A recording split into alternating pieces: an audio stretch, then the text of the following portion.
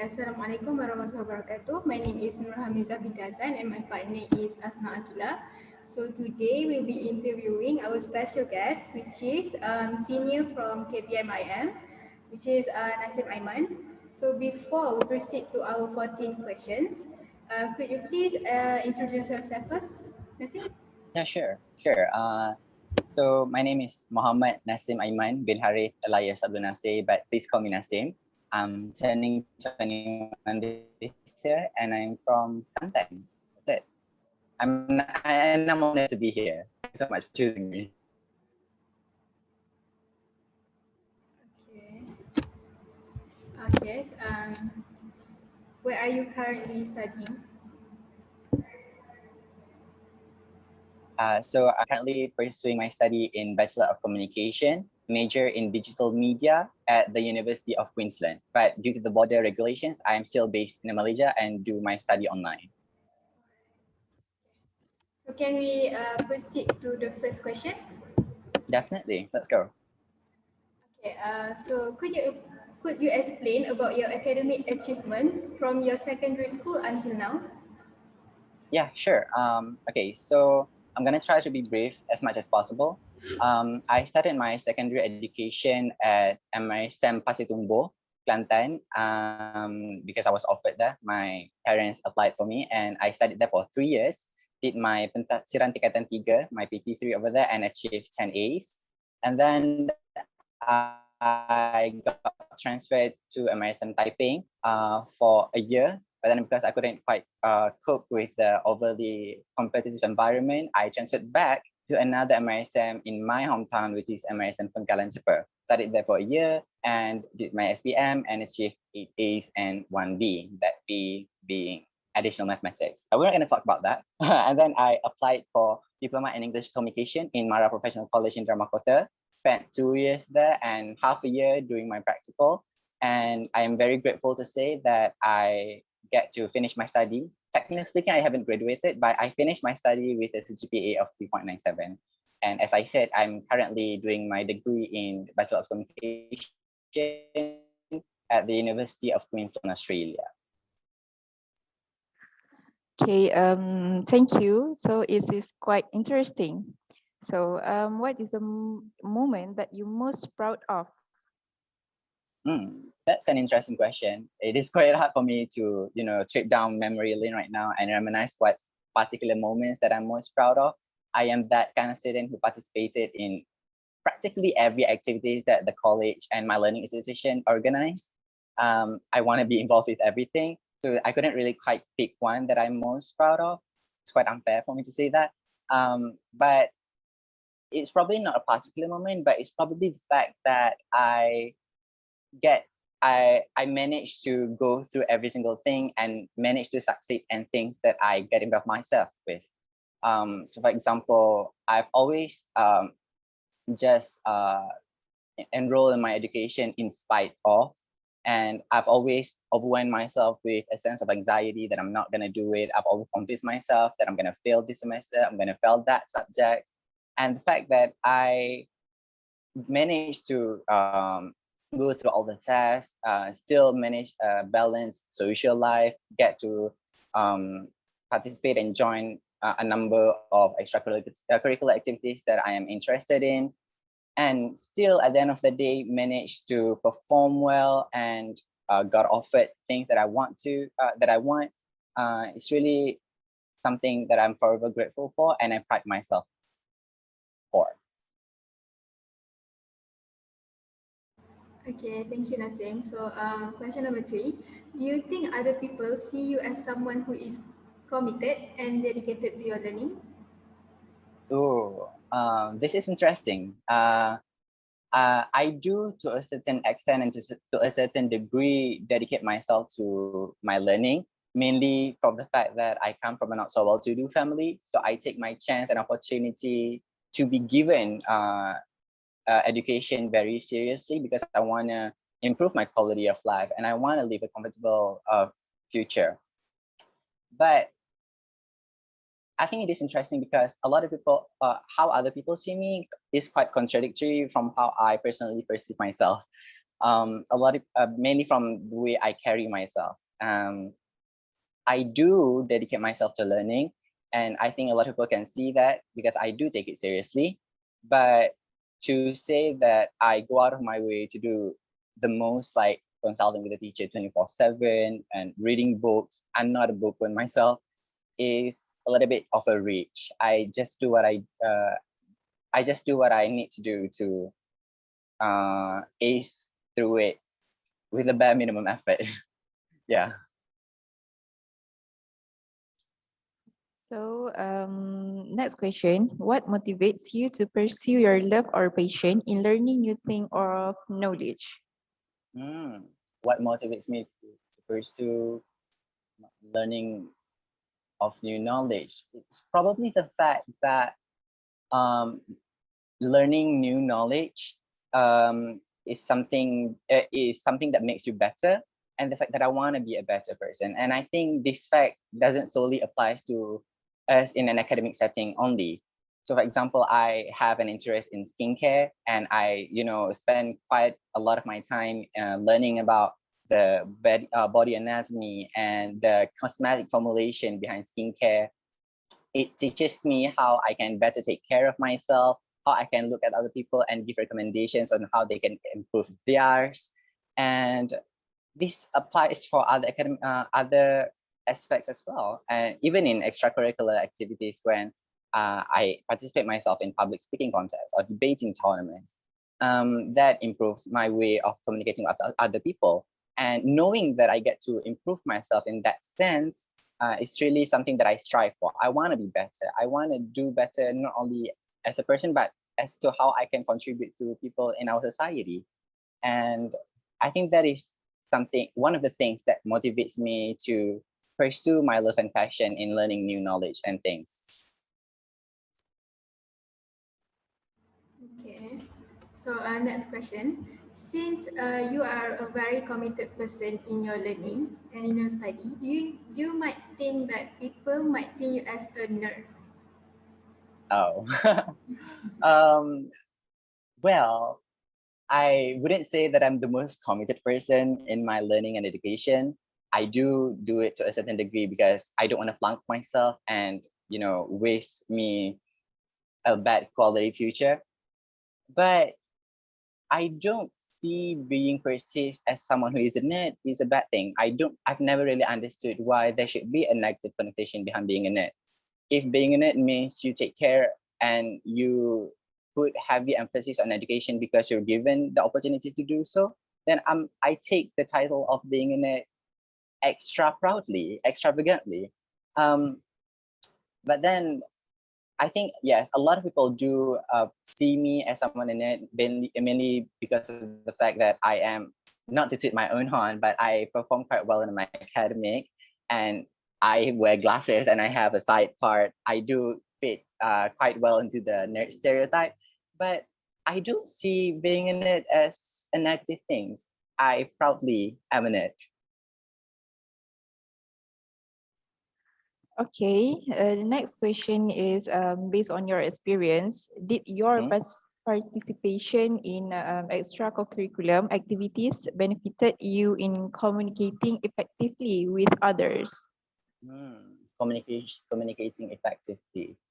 I think yes to some of them. So a lot of people know, and I'm going to inform you that I am one of the facilitators and the camp master for English camps, and I also participated in debating as well as public speaking competitions. And through that experience, I get to self-retrospect a lot. I get to reflect on how I performed, and looking back, see how I can enhance myself in a particular way. Communicating requires you to not only give factual things, but also how you communicate and convey those things in an appropriate and effective manner. For example, when I'm talking about public speaking, I want to look and present myself as the most credible, and the most believable, and to convince those things. So those extracurricular activities give me the equipment of knowledge to sort of be a chameleon, see what kind of things what kind of matter is communicated the most effectively. So for example, if I want to give a motivational speech, I want to appear as empathetic as possible. If I those kind of, so on and so forth. So in a way, yes, they do help me and teach me how to communicate effectively with other people. And that is something that a lot of people who don't get to participate in those kind of activities couldn't say the same. So I'm grateful for that. Okay, so our next question. So since you're starting your degree online, the environment is quite different when your diploma where you attend class every day. So do you think you are a more effective student by using remote learning as a way to learn? The atmosphere and the environment studying post COVID-19 quarantine and lockdown are far cry from what it was back then. And personally speaking, I am a very traditional. I'm a little bit old school in that sense. I prefer to be in a traditional physical classroom because I got to be around my friends. There are certain sense of obligations to do well in that classroom, and I get to interact with my friends. I'm sort of a class clown myself. I get to crack a joke every once in a while. I get to directly ask my lecturers if there are things that I want to inquire about. And unfortunately, I couldn't say the same with online learning, with remote learning. Remote learning requires a certain degree of independence, meaning that there are no people who are looking out for you, whether or not you have made any progress in that assignment, whether or not you understand the syllabus of the material for this course. And I have been struggling with that. I'm doing better, but I really think that I am a more effective student in a traditional physical classroom because of my own nature. I want to be as social as possible, and also because with remote learning during lectures you are staring at a phone, and as we all know, a phone is my source of entertainment. I spend my leisure scrolling through social media and TikTok specifically a lot. So that kind of juxtaposition, looking at the source of entertainment for education just doesn't do well together. So I prefer a traditional physical classroom. For the next question, like right now, you further your study in degree. Basically, you need to go to the OC, but you can't go because of the COVID. So how do the Australian students perceive the students from Asian? Oh, that's quite interesting because the majority of the people who enrolled in my course so far, as far as I'm concerned and as far as I can observe, are actually Asian. So whether that be from Malaysia, Singapore, and China, and I think there are some Koreans in my course. But to come up with to conclude a perception of how Australian students look Asian is a little bit hard, because so far every interaction and encounter that we have with Australian students and the lecturers have been solely for the purpose of academy.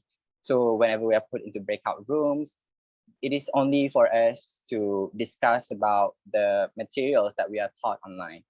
And if I'm going to speak on that, so far all of my encounters and interactions with them has been generally pleasant. But to come up with how Australian students perceive Asian students, I couldn't really put my finger on it. I don't know what they think of. Maybe once I get there, I get to experience it firsthand. But for now, there's no way I can come up with the perception. You don't know yet when will you go to the Australia? Well, things are looking a lot better. There are news that Australia is opening the border to New Zealand. So that's good news that there are good chance and probability that Australia is going to open the border for the world in the nearest future. I'm guessing it would be by mid this year, but I'm not putting my expectations high. Right. Okay. So next question.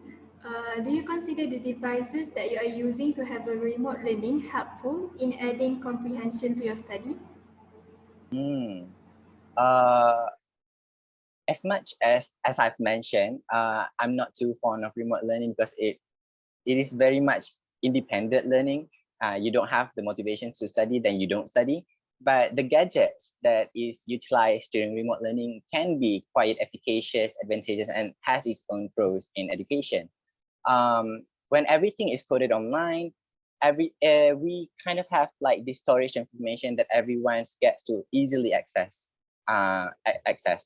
And with books of hundreds and hundreds of pages, and with little to no ways of navigating what specific parts that you're looking for is on what page, having those things transferred digitally allows you to search for things a lot more effectively. For example, if you have a book, if you have an encyclopedia about the human body and you're specifically looking for a particular keyword, and you can't do that because the physical book is like what, 1,000 pages. With the gadget, you get to search using the search tool, and you can navigate your way a lot quicker compared to if you were to flip through pages one by one. So in a way that is effective, but I still feel like learning at a traditional physical classroom is something that caters to my specific need, mentally speaking.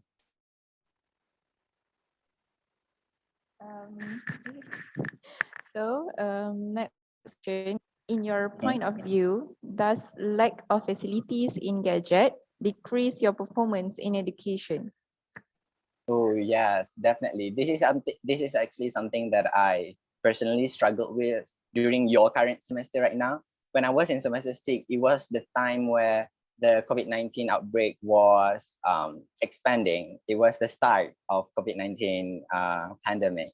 And as we were all going back to our own hometown, going back to our own home, it is very hard for us to sort of cope through the shift of normal learning to remote learning, because we've never been trained to do so.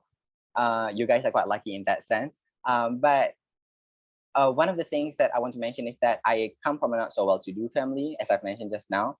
And I couldn't quite afford the necessary gadget to, go through my educations.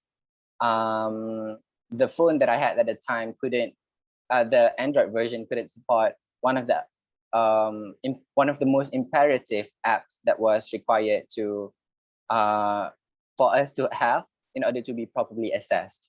And I was, frantically going around looking for gadgets around my house that could support that kind of app. So I truly believe that having the right gadgets really does improve your performance and quality in education. And if you don't, you're going to have a difficult time, big time. Okay. So Nasim, knowing you as a senior, you are quite famous with your last minute study habit and preparation for assignment. Okay, so my question is, since when did you develop your last minute study habit and why? Oh God, I'm being exposed here. Bye. No, I'm just kidding. I think I've developed my last minute study and doing assignment habit ever since I got into secondary education. When we were back during primary education, we don't have that much of an assignment. But then something that I want to highlight is the fact that, not to toot my own horn again, but to toot, is the fact that I was blessed with the ability to capture and catch things quite fast, especially when I'm learning in things that I'm interested in. So in class, because again, as I said, I'm a very social person, and as I get to interact with people around me and with the lecturers as they are communicating the things that they are teaching us, I capture all of those things that are taught in class and lessons quite fast. So that, and then with my laziness, I sort of justify myself that me putting off all of my assignments to the 11th hours as a mean of performing in that particular assignment as well. So during my time not doing anything while waiting for the motivation for doing the assignment kick in, I don't just sit around, shaking my legs, not doing anything. I would inquire things verbally through my lectures. What do they want for this criteria? What do they want for this one, this one? And then I would ask my friends who are very diligently consulting with the lecturers, what have they did so far, what they do wrong, what the lecturers have told them that they should do in the assignment. So in a way, I don't really procrastinate. It's just the action of me actually typing out all of those things very last minute. But it is something that I do not condone. A lot of people can't do that, as much as self-absorbed as that sounds. But yeah, I made some mental somersault and justify myself to procrastinating myself, doing assignments to the last minute. But it's not a good practice. But I do that out of but what do you say? It's something that I can't help with. Yeah. All right. I think last minute study is not only you. All of the students, I think, did that. Okay. So the next question is, can you compare and contrast your experience as a student before and after COVID-19? Compare and contrast my experience as a student before and after COVID-19 is before and during COVID-19 is probably the motivation. When we are at college, especially being in a boarding school where we have the dormitories of people living in rent houses, you sort of have a level of standard, a level of pressure that you are in a way obliged to follow. So when you live in a dormitory, you look at your friends who are going to classes, and if you don't go, you have that sense of guilt. I need to go to classes because my friends are going to classes. And in a class, when people are talking, you have that feeling and sensation of wanting to get involved, because if I don't get involved, I will get left behind. And that's the main purpose of education, is that you want to acquire this knowledge so that you're not left behind people who are less knowledgeable than you. With during COVID-19 education, because everyone is constricted and confined to the space of their own room, you really don't know what how everyone is doing. You don't get to ask people who you normally wouldn't talk to how they're doing so far, whether or not they have made much progress in that particular assignment, whether they studied for this one and that one, and so on and so forth. And everything is really up to your own motivation. Again, as I said, it's independent learning. And if you don't have that willingness, if you don't have the drive to perform well, I think that is really what makes the experience of during COVID online learning very struggling and mentally challenging for a lot of students nowadays, which is why a lot of people prefer to be in traditional physical classroom. But I couldn't say that for everyone. There's something in my own personal perspective, in my own opinion. All right. So since you are a very active student during diploma, do you think that your contribution towards college during diploma benefits you in degree? Yeah, in a sense, definitely. Because when I participate in a number of curricular activities, I I deliver myself outside of classrooms where I get to interact with people more.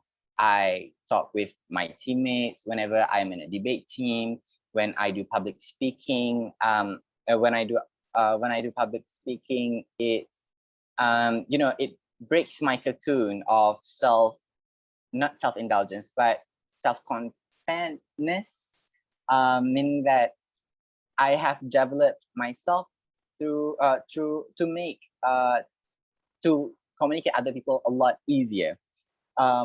When if I were to like give an example, for instance, right now everyone during online learning in like Zoom that we're currently broadcasting right now, not everyone would feel comfortable turning on their mic, turning on their camera. And during seminars or lectures, whenever we were divided into breakout rooms to discuss a particular topic from the lecture, I noticed that a lot of people would feel reluctant to start the conversation. They would sit in silence, staring at a black box on their desktop or their phone, waiting for a person to initiate that conversation. And I feel like my extracurricular activities that I participated in helps me with that. It makes initiating conversations a lot easier. And I think it is a valuable things that I have learned and acquired from joining all of those extracurricular activities. There are obviously a lot of other benefits as well, but that is one that I can think of right now. All right. As we all know, this pandemic has changed our daily life. So can you explain your daily routine as students during this pandemic? Oh God, I'm about to expose myself. I don't do much. I don't do much during the pandemic. I don't have friends of close proximity that I can hang out with. I'm not that close with my family for personal reasons. We don't get along really well. So if I were to go through a time or a chronological order, I would wake up, pray, sleep again, set my alarm clock for a few minutes before class starts, get into class, eat, play some games, and then during the last minute, as we have talked about, I would do my assignment, and then that's it. There's not much things that I do to entertain myself other than going through things online, going on social media, TikTok, YouTube, and all that good stuff. But one thing that I want to emphasize that is different from my routine right now and back then is that the involvement of other people in my life. Right now, I feel like I'm living alone. I feel like I'm living alone. Seriously, my parents don't really care. It's not that they don't care, but they don't understand the current situation. And I don't have siblings of my age are going through my experience personally, and don't get to, sort of express my feelings because they'll never understand. But as hard and as challenging the time is right now, I feel like we are slowly making a tangent, making a turn to make it the norm again. Everyone is starting to get more comfortable going on their phones, going on the laptops to go to online learning. And as much as I hate it, it is something that I do every week now. So yeah, that is my routine. Okay, thank you so much, Nasim, for your time today. And it was such a pleasure time to learn about this kind of like, you really love the language, right? The knowledge. So I think it's very good and it's interesting to interview you today. And I think I hope that it will motivate us to yeah, continue our study and to be like you. Well, definitely. Thank you so much for having me. It's an honor to be here. I have a fun half an hour. I really hope my experience would get to inspire a lot of people. I don't see anything special about myself, but again, I'm a Capricorn dad and I self-deprecate a lot.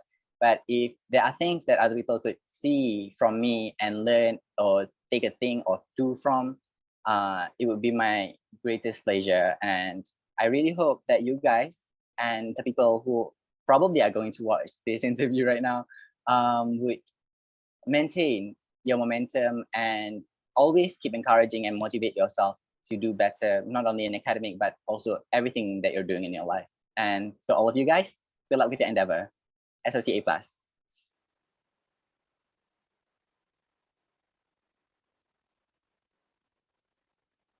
All right, thank you, Nasim. Thank you so much. Have a nice day.